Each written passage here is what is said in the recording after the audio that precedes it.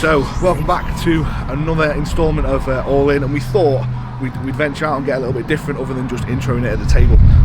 So instead, we're just outside the gym. So today we are, I'm with Jordan, who's one of my clients, and we're going to go through a pull session. So we're going to go through my session just because we're at the gym with all the kit that I normally use. But what we're going to do today is kind of break down how to structure a pull session and why my pull session or our pull session, because yours is pretty similar in the programming sense to the way mine's programmed, and like sort of why we program it this certain way.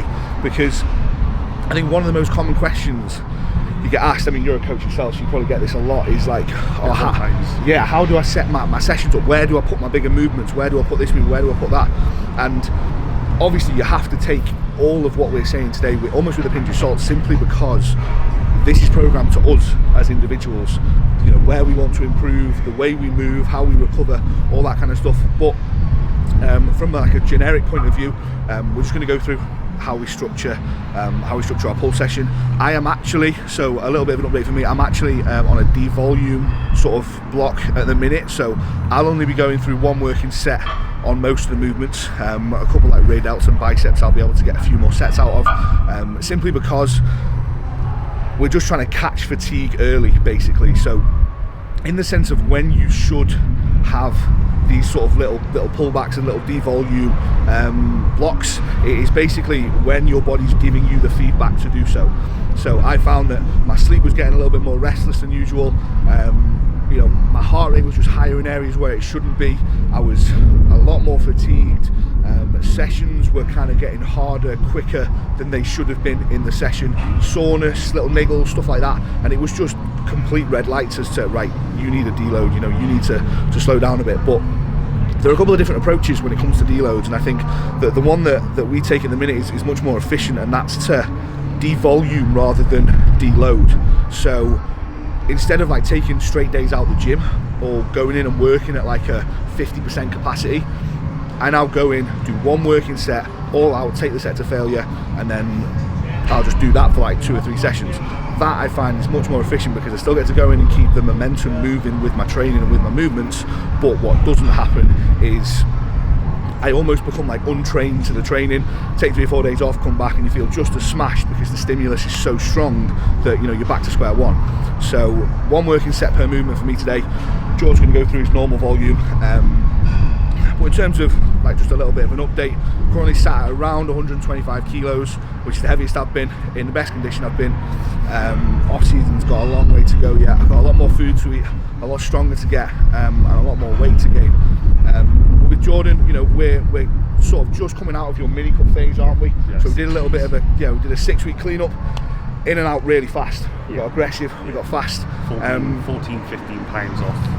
Yeah, so in 6 weeks. If anyone says, you know, that mini cuts, you know, that they're inefficient in any way, for the sake of what we're doing and the goal we have with George, that much weight off in that small amount of time, it was efficient, because we can now go again and start building tissue at a really good rate from a really lean place. Just more responsive, aren't you, especially to food? Yeah, obviously when you bump food back up, you're just like a sponge essentially. So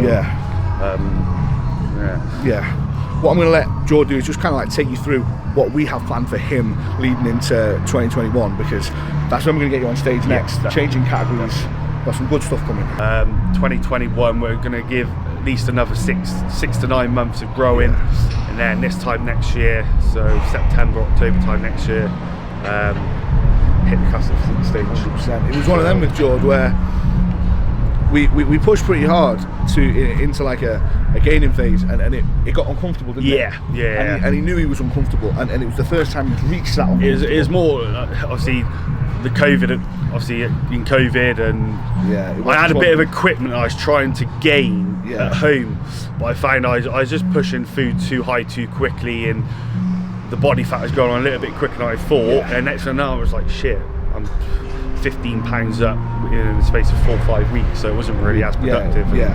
So that's why we thought on the back of it, mini cut, good position now, really lean position, obviously gym back at our disposal, so it's going to be a case of pushing him to again, a pretty uncomfortable place, but in a much more efficient manner. So there's going to be a lot more muscle there. We're going to be a lot stronger because we'll have access to better kit. And then it's going to be a case of kind of documenting. You'll be documenting on your Instagram, I'm sure, and whatever.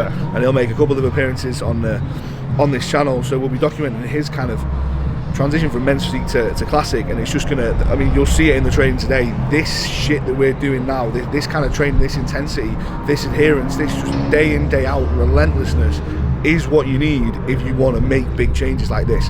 Like, we're not stupid, we understand Jordan needs 25-30 pounds of muscle to be a really good classic physique athlete, and that's what we're going to do. It's as simple as that. It's not going to be a case of, well, we'll only do 10 or 15 pounds because that's going to be comfortable and whatever. We're shooting for it all. So that's what we're going to do. That's what we're going to chase. I think once you've been on stage a couple of times, you sort of have that feel for it. You really know what you want to push for. And at first, for me, it was a case of getting on stage to see if I enjoyed the experience. Now I know I enjoy it. It's that competitive side now. Do you know what? I want to push this. This is everything to me now. It's sort of like, obviously, with Cam's sort of headline all in, it literally is that mentality. You've got to, if you're going to compete now, you've just got to give it everything you've got. Otherwise, really is no point. You're sort of putting everything on the line, sort of health, your body. So you might as well go. That's it. Might as well go all in. Do you know what I mean? But yeah, what we're going to do now is we're going to write our logbooks up, get a little bit of a walk in because it is freezing. This is like the coldest it's been in a while. Hoodies on already. Yeah, so we need to go and get warm, and then we'll start taking you through the pull session.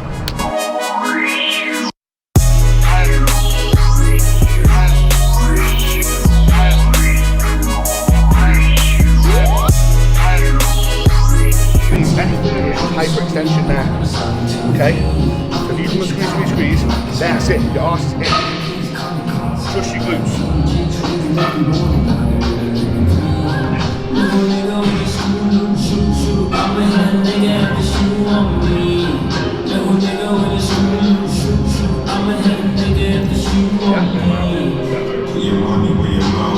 So first exercise I always go for in a pull session is, it's normally a glute ham raise or a hip thrust, but I've been opting for the glute ham raise pretty much every session at the minute just because the hip thrust is in the leg sessions. So the reason being that this goes first is simply because my pull sessions they're almost like posterior sessions. They're focused on building my lower half and bringing it up because my back is quite a strong point for me. So to bring my glutes and my hammies up alongside that, I'm trying to implement some work like this on pull days as well, because we go push-pull, off, legs, off.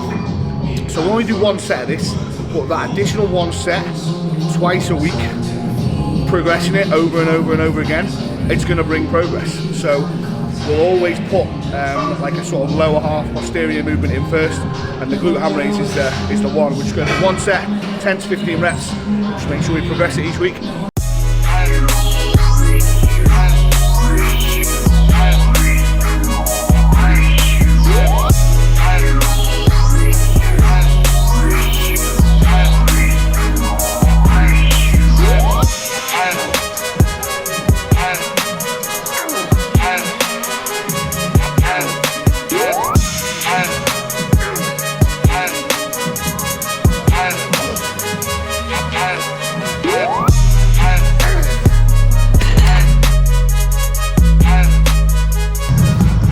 Second movement, we'll always go with our kind of bigger movement of the day. So today, bent over row, top and a back off set is the usual scenario here. So we go for like anywhere between sort of 6 to 9, and then like 11, 12 repper.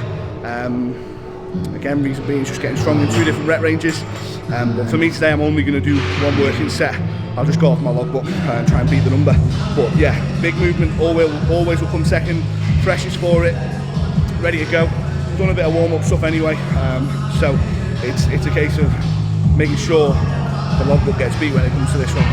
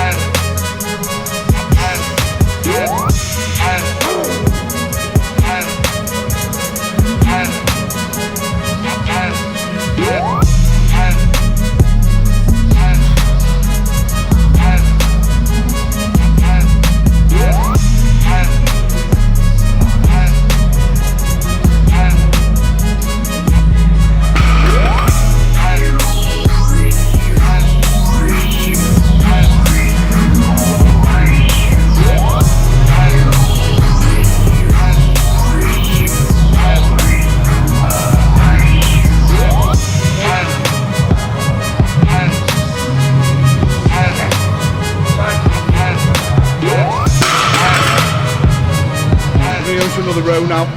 Again, here we normally just work with 2 sets. You would go with like a higher rep set, a lower rep set, sorry, than a higher rep set, so like a top and a back off set.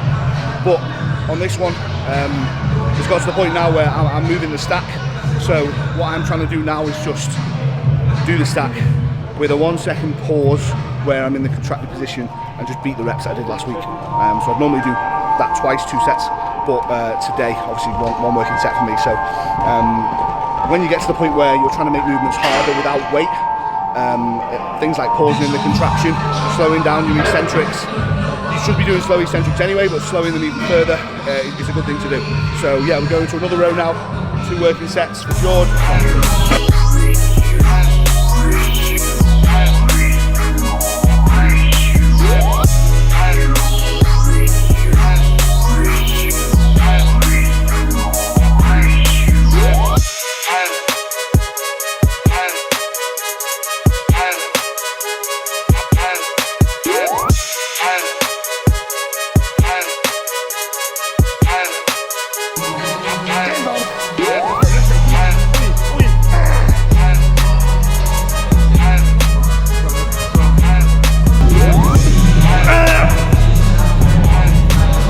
This is row number 3.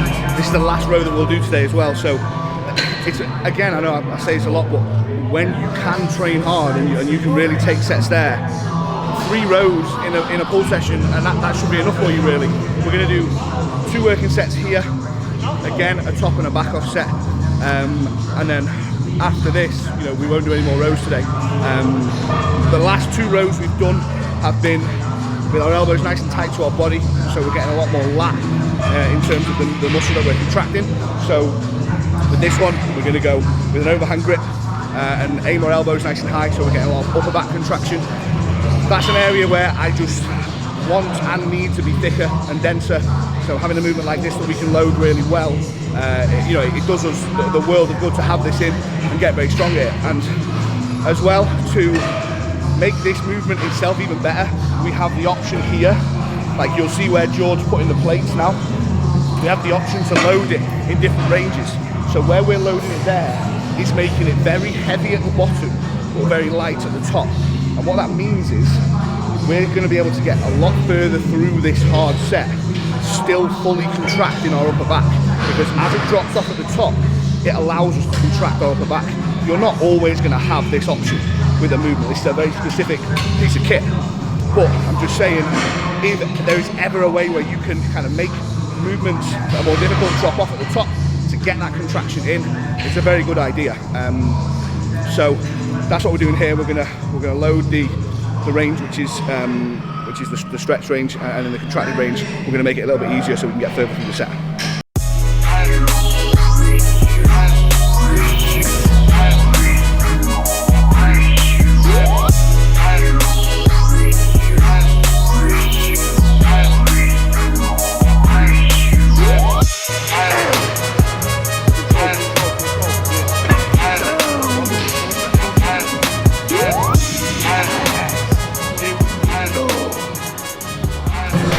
So rows out the way, we're going to move into 2 pull down movements now. So we're going to use the prime pull down. Again, we have access to this piece of kit, but what we're trying to do is essentially have this as a shoulder width neutral grip pull down. So with the neutral grip, what we're allowing ourselves to do is get our elbows nice and tight, get the lat nice and short. All right, so that's what we're trying to do with the neutral grip. Again, we'll go 2 working sets on here, and then we've got 2 working sets of assisted pulls. So we've done our 3 rows, 2 pull downs, and they are literally our back movements. Again, like I said at the start, I'm only doing 1 working set today, but that's because I'm on devolume, but George is going to do the 2 working sets.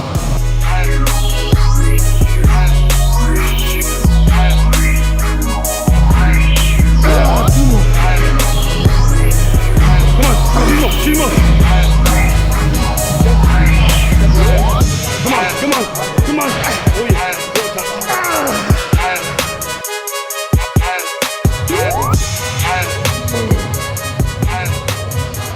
So moving on to our second pull down movement now, which is an assisted pull-up.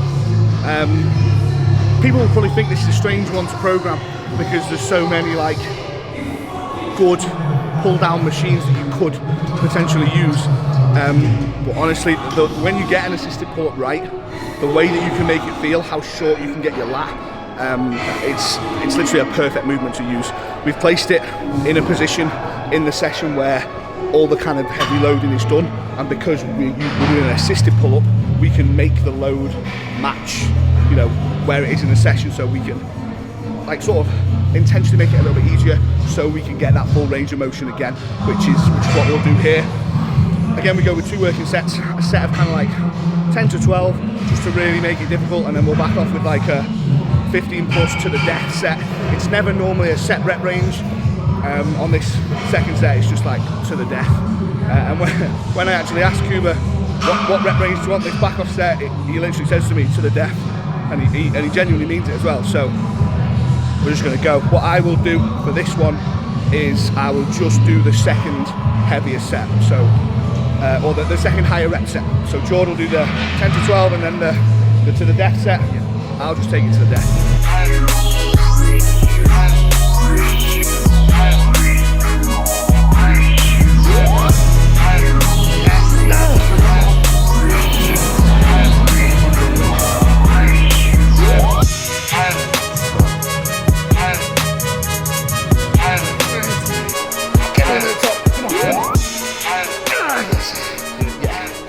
So that's, like I said, the specific back movement's done, and then now we'll move into a shrug and a rear delt movement. So for the shrug, we're going to go with the machine shrug, just because it's a little bit more stable, and it feels extremely nice the way it actually moves. So we can get our traps from like a really length into a really shortened position. Again, 2 working sets on here, a heavier set, a lighter set, and then we'll go into some reverse pec deck work. And on that we'll more than likely do 2 sets, but on that it's a movement where we would do the higher rep set first. So we'll do the higher rep set first, almost just like, you know, we're still going to progress both sets, but another thing is with the higher rep set going first, it's kind of like getting them warm as well, because we haven't specifically loaded the rear delt at all yet. So doing the higher rep set first allows us to, we do our warm-up sets, we get really, really warm by going through a higher rep set, a little bit less dangerous, and then we'll go into a bit more of a loading set after that.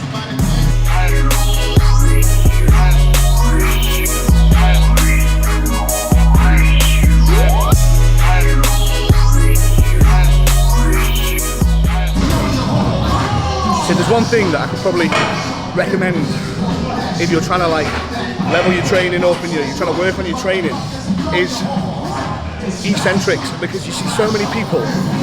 This because I've seen it a little bit more often recently.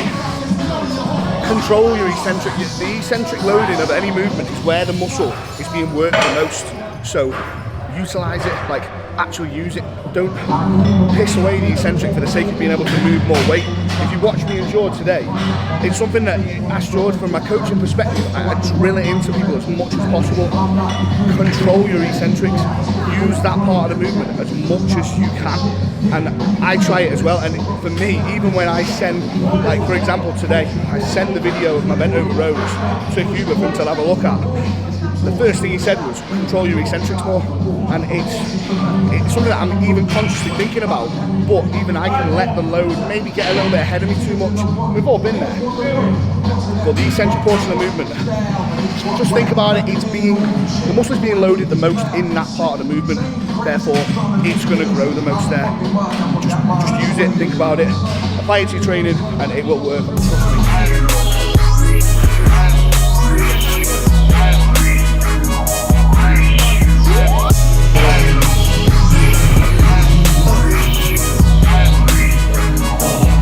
I feel like now I've said that on camera, me and Jordan are both thinking, shit, I've got to really slow my eccentrics down because I don't want to contradict myself.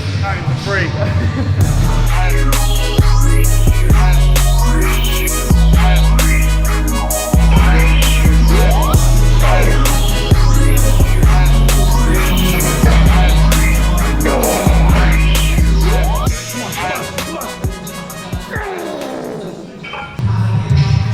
On to biceps now. I'm going to do the normal volume on biceps just 2 sets on both exercises, just because it's not exactly overly taxing, and my arms are a very weak point for me, and I need to bring them up. It's working so far, so I kind of don't want to let off on the volume.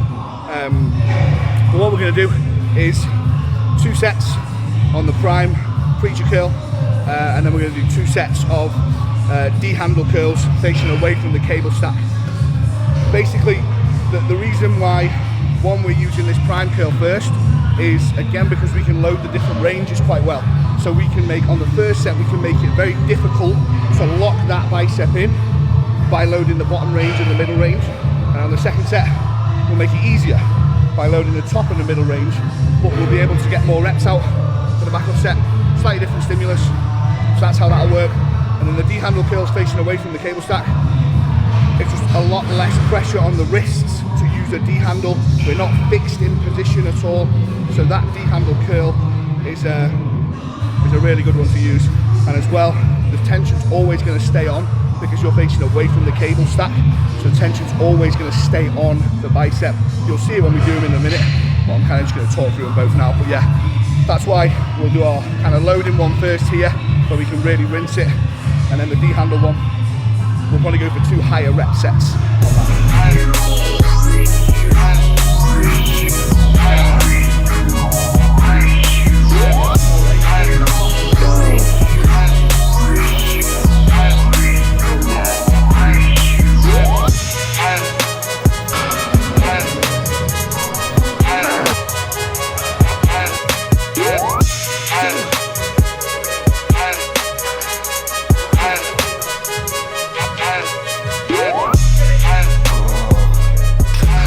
Pull done, and like I said, that's literally how we're programming our pull sessions at the minute. So we did 3 rows.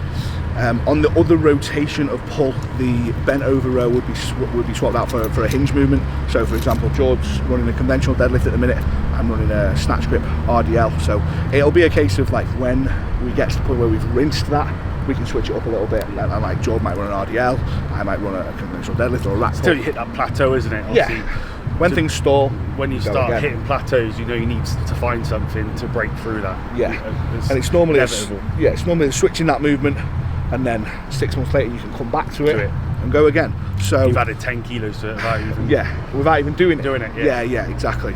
So yeah, all in all today we did 9 exercises, 3 rows, 2 pull downs, a rear delt, a shrug, so for traps, and then 2 bicep movements. And I did the glute ham raise at the start as well, which obviously is very individual to me because that's a weak point that I'm trying to build up. If you feel like you have weak glutes and hams, it could be a good idea to put something like that in at the beginning of a session. But obviously gauge that on your recovery and whatnot. And we did 2 working sets for each movement. Well, I did 1 because of obviously devolume, but on a normal pull day we would do 2 working sets for each movement, and pretty much every single one we would run a top and a back off set just with the rep ranges, a heavier set with a low rep range, and then a lighter set with a higher rep range. Reason for that is just getting stronger through 2 different rep ranges. There's not a lot of movements when you train intense where you can kind of run, let's say, 2 sets of 8 to 12 and really get the most out of it. The second set would normally be pretty jarg and you'd have to have dropped the weight significantly, so you may as well work in a different rep range to get a completely different feel and stimulus out of the same movement, and therefore another avenue to grow and progress. But any questions or anything about the pull session itself, just drop them below. I do plan on doing this for like each and every session that I do, so we'll do a push one, we'll do a legs one, just sort of drip feed them in as we get further and further into the series. But thank you for watching. George will be making an appearance again as we get further into his off season and into his preps. Yeah, cheers for watching. Like, share, subscribe, tell your friends, all that kind of stuff, and see you in the next one.